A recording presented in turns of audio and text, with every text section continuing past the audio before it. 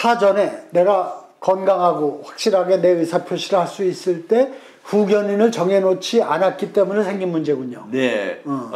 그분들은 자기가 치매 걸리리라고는 아마 생각을 안 했을 겁니다. 누구나 나는 안 걸린다고 생각하죠. 운전하는 사람이 네. 자기가 이제 물론 이제 걸릴 가능성은 인식하면서도 설마 나에게는 그렇지는 않을 것이다. 이렇게 좀 지나치게 낙관이나 방심을 했기 때문에 후견 계약 같은 거는 전혀 생각도 안 했을 겁니다. 그리고 이 후견 계약은 자기 결정 성년 후견의 4개 모델 가운데서 자기 결정권을 보장하는 가장 이상적인 모델이 이 후견 계약, 즉 임의 후견입니다. 임의 후견이 없는 경우에 보충적으로 성년 후견, 한정 후견, 특정 후견 이런 이제 나머지 3개가 나오는데 미리 후견 계약을 해 놓으면 이게 제일 우선적으로 자기 결정권이 제일 우선적으로 보장되는 겁니다. 그런데 이 제도는 대한민국에 이 제도가 도입한 것은 11년 전입니다. 2013년 7월 1일부터 시행되었기 때문에 아직 인식도 없고 그 다음에 어디 가서 후견 계약을 어떻게 작성하고 그 다음에 공정을 어디서 받고 이런 것도 아직 시민들이 거의 잘 모르는데 이걸 웰다잉 문화운동에서 좀 더 이제 자기 결정권 노후의 자기 결정권 행사를 함으로써 존엄하고 행복한 노후 생활을 영위할 수 있도록 하는 방법은 이 후견 계약과 임의 후견을 하나의 시민운동으로 좀 성화시켜주면 굉장히 효과적이고 노후를 행복하게 보낼 수 있는 웰다잉의 지름길 같습니다. 네, 저희가 웰다잉 문화에 대해서 설명을 드릴 때 사전연명의료의향서를 쓰든 유언장을 쓰든 뭐 장기기증 서약서를 쓰든 미리 내가 맑은 정신으로 건강할 때 해놔야 내 뜻대로 내 삶의 마무리를 할 수 있는 거다 이렇게 얘기를 하는데 이 후견 제도도 여러 가지 후견 제도 중에 임의 후견 제도가 맑은 정신으로 건강할 때 내 뜻대로 결정해 놓는 거기 때문에 꼭 필요한 거네요. 네, 그 맥락을 같이 합니다. 연명의료 결정권이나 뭐 이제 각종 장기 기증, 사회 기부를 위한 유정, 정렬이나 뭐 이런 것들 이제 자기가 정신 맑을 때 하는 것이고, 딴 거는 이제 이거는 이제 특히 그 중에서도 재산의 안전한 보전이 없이는 나머지 이제 기부도 할 수 없고 이러거든요. 유언으로 사회에 뭐 무슨 기부 운동 하더라도 장애인 단체 기부하려고 하더라도 재산이 다 소진돼 버리면 어렵습니다. 재산을 안전하게 관리하기 위해서 정신이 맑을 때 자기의 재산을 노후의 질병 상태, 치매가 왔을 때 재산을 안전 운전을 해줄 수 있는 모범 드라이버, 운전사를 미리 이제 딱 지정해 두는 게 후견 계약이고 임의 후견 제도입니다. 잘 많이 활용돼야 될 것 같아요. 네, 제가 웰다잉에 관심을 갖게 된 게 연명의료 결정법을 제정하는 데 참여하면서부터인데 저도 그 이후에 요 몇 년 사이에 후견 제도라는 게 있구나 겨우 알게 된 거예요. 그럼 구체적으로 어떻게 후견 제도가 적용되는 거고 어떻게 절차를 밟아야 되는지 정확히 잘 모른단 말이죠. 그런 점에서 많은 홍보나 안내가 필요한 것 같습니다. 저는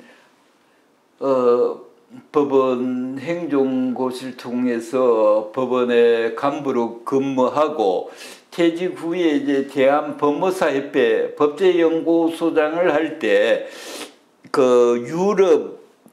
유럽의 성년 후견 제도가 이게 이제 본인의 자기결정권 존중 그런 측면에서 도입됐는데 우리 옛날의 전통은 금치산, 한정치산인데 이거는 자기결정권 보장이 안 된다 해서 이걸 폐지하고 2013년부터 이제 후견제도를 도입했는데 그때 제가 법무사 협회 법제연구소장을 했는데 저희 협회장이 아마 우리 대표님하고 원행 대표님하고 잘 아신 신하경 의원이었습니다. 그 신하경 의원이 적극적으로 이걸 이제 후견제도 도입에 나서고 법안 발의도 하고 그래서 이미 후견제도도 그때 발의된 것 중에 하나였습니다. 다만 이제 민법에 적용됐는데 11년밖에 안 되지만 그래서 아직 홍보가 덜 된 것도 있고 반면에 우리 사회는 급속히 이제 금년부터 초고령 사회로 진입하게 되면 치매 노인의 숫자나 비율이 급격히 확산되니까 이걸 그 고령 사회 대비 예방 체결 자기 보호 체계 하나로 노후 안전 대책의 하나로 보험에 가입하듯이 후견 계약을 만들어 두면 안전한 노후 생활을 행복하고 존엄한 웰에이징, 웰다잉 이것이 가능하다고 봅니다. 이 임의 후견 제도 중에 좀 제일 쉽게 또 먼저 하면 좋겠다고 권하시는 게 부부간의 후견 계약인데요. 그게 왜 필요합니까? 부부간 소위 주머니 돈이 쌈짓돈이고 그렇지 않아요? 노노케어하는 게 있지 않습니까? 그 이제 삼짓돈이고 이렇지만 가령 이제 한 사람이 그 예금이 정기예금이 1억 원 해놨다. 남편이 1억 원의 정기예금을 했는데 치매가 와버리면 이 1억 원을 찾을 수가 없습니다. 뭐 부부간에 삼짓돈이니까 부인이 가가 찾으려고 해도 부인은 못 찾습니다. 남편 명의의 1억 원 정기예금은 만기됐다 하더라도 남편이 가야 되는데 아들이 갈 수도 없고 배우자가 갈 수도 없습니다. 자기가 가야 찾는데 가서 이제 은행 창구에서 이야기하면 비밀번호 뭐 이런 거 전부 다 물어가지고 답을 제대로 못합니다. 치매에 걸리면. 그러면 은행 창구는 돈을 만기가 된 정기예금 1억 원을 지급을 못합니다. 그때 은행에서는 가정법원의 성년 후견인을 심판을 받아오느라 이렇게 하는데 미리 후견 계약이 자기 부인을 후견인으로 이미 후견인으로 후견 계약이 돼 있으면 부인이 그 후견 등기부하고 이런 걸 해가지고 하면 부인이 찾을 수가 있습니다. 후견 계약을 해놓지 않으면 그러면 이제 가정법원이 제3자 가족이나 재산을 임의로 이제 정하게 됩니다. 그래서 미리 보험에 가입하듯이 또는 이제 자동차 보험이나 노후 이제 그런 보험에 복지보험에 하듯이 그래 해놓으면 후견 계약을 해놓으면 그때 이제 배우자가 그 등기부하고 그래 가져가면 만기에 도래한 정기예금 1억 원을 찾아서 자기 남편을 위해서 쓸 수가 있는 그렇게 되고 만일 이제 남편이 이렇게 이제 치매가 오고 이런 상태 되면 그 현금화가 필요해가 집을 전세 놓으려 그래도 남편이 혼자로서는 불가능합니다. 이 전세 계약이 무효화될 수 있고 이러기 때문에 세를 들어오려고 하지 않습니다. 전세금 3억 원 내려 그러면 굉장히 불안하면 안 주거든요. 그렇겠네요. 그 이제 임대인이 지금 치매 걸려가 있으면 이거 나 어떻게 될지 모르니까 안 하고 이러기 때문에 그때 이미 후견인이 있으면 그 후견인이 이제 후견인으로서 하면 그 이제 전세 계약도 하고 필요하면 현금화가 필요하면 아파트 매매도 하고 이런 게 이제 후견 계약을 미리 해두면 굉장히 간단하고 안전하게 노후의 금융자산이나 부동산 자산을 현금화해서 노후 병원비나 생활자금으로 쓸 수 있는 그런 안전 대책이 되는 것입니다. 뭐 1억 정기예금뿐만이 아니라 평상시에 내가 뭐 노인연금을 받든 무슨 뭐 이자를 받든 해서 보통 예금이 몇백이고 예. 뭐 몇천이고 있을 수도 있는 거고. 예. 또 우리 일반 시민들이 또 주식 투자를 많이 하니까 예. 주식 투자한 게 몇백이나 또 뭐 몇천이 있을 수도 있고 예. 그뿐만이 아니라 하다못해 내가 살던 집이 저 부부만 사니까 집을 줄여나가고 전세를 주겠다. 예. 그래도 다 걸리는군요. 네. 아무리 남편이 또는 부인이 저 인지 능력이 좀 약해졌다 하더라도 내가 대신 부부니까 대신한다. 이게 인정이 안 된다는 말씀이에요. 네. 재산은 부부라도 남남입니다. 부부라도 각자 그 이제 부부 별산제라고 하거든요. 네. 부부도 재산이 각자 재산은 자기가 해야 되고 당연히 일상가사 대리권은 있을. 가령 이제 이제 저 오늘 식재료 산다든지 뭐 이래 간단한 이런 대리권은 있어도 예금이나 뭐 이제 금융자산 관리는 부부 별산제가 적용되기 때문에 각자가 해야 되고 그래서 한쪽이 치매가 오면 배우자가 대리권이 없어집니다. 예. 기본적으로는 그 일상가사 범위를 넘어서서는 대리권은 후견 계약에 의하면 그 대리권이 발생할 수 있으니까 보장되니까 후견 계약을 해두면 금융재산이나 그러면 뭐 남는 방 몇 개가 남으면 그걸 이제 전세를 놓든지 월세를 놓든지 이런 것도 대리권이 부부간에 있습니다. 노노케어 부부 뭐 삼짓돈 이런 게 노노케어 이래대가 저도 저희 집 사람하고 그래 서로 후견 계약을 만든 두 개의 후견 계약이죠. 하나는 아내가 이미 후견, 나의 이미 후견이고 하나는 내가 아내 그 이미 후견을 이래 두 개의 후견 계약을 공증을 받았습니다. 그런 이제 노노켜로 이것도 이제 미리 후견 계약을 공증하고 등기에는 비용도 얼마 들지 않고 그게 그래는 제일 안전한 노후 대책의 하나다.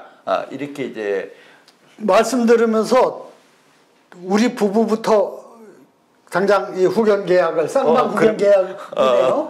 해야겠다고 생각이 드는데 저도 구체적으로 알려주시죠. 어떻게 어디 가서 후견 계약을 하면 됩니까? 돈 얼마나 듭니까? 예, 그 후견 계약은 유언은 공증을 안 받아도 되지만 받아도 되고 안 받아도 되지만 후견 계약은 반드시 공증을 받아야 됩니다. 어디 가서 공증을 받죠? 공증사무소 가면 제가 그때 후견 우리 부부가 노부부가 공증할 때는 그때는 공정사무실이 전부 못한다고 그래가지고 왜 못하나요? 낯설기도 하고 돈벌이도 안 되고 그런 건가요? 네, 그런 게 다 복합적으로 되고요. 돈도 얼마 안 되고 그다음에 이제 이게 저 익숙하지 않고 그 당시에는 법무부 표준양식이 후견계약 표준양식이 나오기 전이고 이래서 그런 이제 그때 공중인협회장이 계시는 안산법원 앞에 가서 부부가 같이 가서 받아가 공증을 받고 등기하고 했는데 지금 여기는 공정사무실을 뭐 변호사 사무실이라고 다 공정이 되는 게 아니고 공정사무실 인가된 데만 허용되는데 그것도 자기들 익숙하지 않으면 돈벌이 안 되고 이런 거는 못한다고 딴 데 가보라 그래요. 그래서 요 이제 후견계약 공정을 취급하는 사무실을 그 웰다잉 문화운동에서 좀 명단을 올려가지고 자기 사는 지역의 후견 그 공정사무실에서 후견계약은 표준 양식이 법무부에서 지금 나와 있습니다. 그 양식에다가 빈칸을 채워가지고 그 다음에 후견인이 될 사람하고 나하고 같이 신분증 가고 거기 가면 한 5만 2천 원 정도만 주면 공정이 됩니다. 그럼 5만 2천가 공정받았고 법무사 사무실에 가가 그것도 이제 한 5만 원 정도 하면 후견 등기가 됩니다. 그래서 그런 식으로 해서 후견 계약을 공정받고 등기까지 해놓으면 나중에 유사시에 내가 치매가 왔을 때 가정법원에 뭐 그래 하지 않고도 내가 결정한 후견인이 나를 보호하고 내 재산을 안정적으로 관리하게 합니다. 그러면 비용은 아주 큰 부담은 아니네요. 그러니까 네. 공정사무소 가서 52,000원 정도 공증을 하고 그 다음에 그거를 법무사 사무실에 들고 가서 등기를 하고. 예. 네. 이 후견 계약은 막 보수를 많이 주는 경우, 가령 이제 후견의 보수가 한 달에 뭐 200이다, 500이다 이러면 몰라도 보통 가족 간에는 후견 부부간에 무슨 뭐 보수가 있겠어요? 보수가 없잖아요. 네. 보수는 없고 그냥 이제 실비는 어차피 그거는 비용이니까 쓰고 보수는 없는데 이걸 이제 그러면 만일 보수가 없으면 후견계약 공정 52,000원 하면 다 됩니다. 그러면은 비용은 큰 문제가 없고 걱정되는 게 공증사무소 찾아가도 우리는 그거 취급 안 합니다. 그러면 아주 네. 곤란하겠네요. 이거를 알게 하는 게, 그러니까 공증사무소들이 이 후견 계약이 당장은 큰 일거리가 아니지만 앞으로 웰다잉 문화를 위해서도 꼭 필요한 거니까 적극적으로 우리가 취급하자.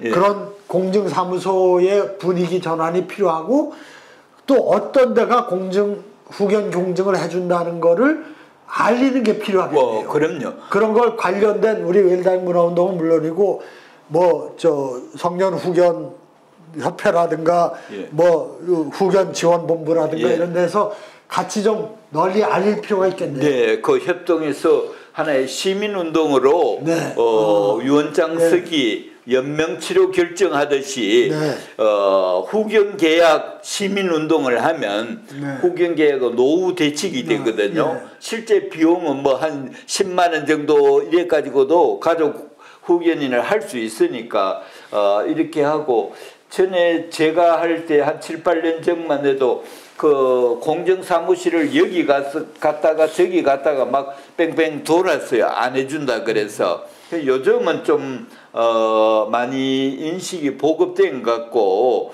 그래서 공정사무소하고 그 다음에 이제 나중에 후견 등기를 하는 이제 그 청년후견 본부나 뭐 이런 쪽하고 웰다잉 문화운동본부가 좀 주도적 역할을 해서 대한공정인협회나 청년후견 그 법무사협회 그쪽하고 서로 매칭이 되면 이게 이제 하나의 시민운 연명의료 의향서가 많이 보급됐듯이 요거는 큰 비용 안 들이고 돈 10만 원 정도 비용으로 후견 계약을 자기 노후를 책임져 줄 사람을 미리 내가 스스로 결정해 줄 수 있는 그런 장점이 있습니다. 네, 아주 중요하고 또 실효성 있는, 또 쉽게 할 수 있는 과제를 지금 회장님이 주신 것 같아요. 그러니까 공정사무소들이 적극적으로 후견 공정 업무를 취급하도록 하고,